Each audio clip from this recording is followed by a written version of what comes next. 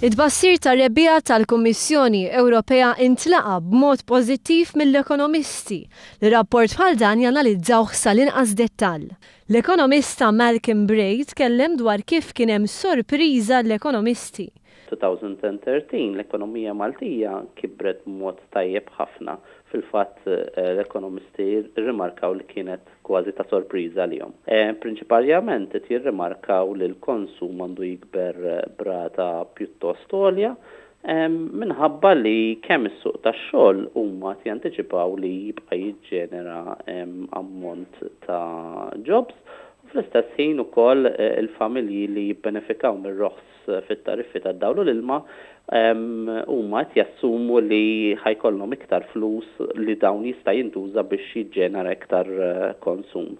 Spjega li permezz ta' dan ir-rapport tingħata stampa ċara li l-ħarsa dwar pajjiżna hija waħda pożittiva. Min-naħa tiegħu l-ekonomista John Consilio spjega kif inbidlet id-direzzjoni ekonomika ta' pajjiżna.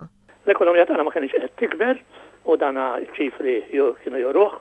U issa jidher li għandna sinjali li l-prospettivi għas-sentejn li ġejjin huma pożittivi.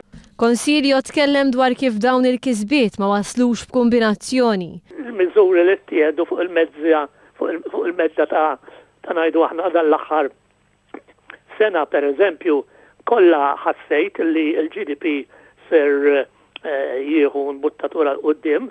Id-deputat Charles Manjon ukoll tkellem dwar is-sem li kellhom il-miżuri tal-Gvern. Wieħed mill-kummenti l-aktar li laqatnina fil-rapport tal-Kummissjoni Ewropea kien li l-Kummissjoni kienet sorpriża kemm kiberet l-ekonomija tagħna, x'kibret id-doppju tal-kumplament taż-żona euro. U allura dan jikkonferma illi il-politika ekonomika tal-Gvern li adotta matul dawn l-aħħar xahar tat ir-riżultat biex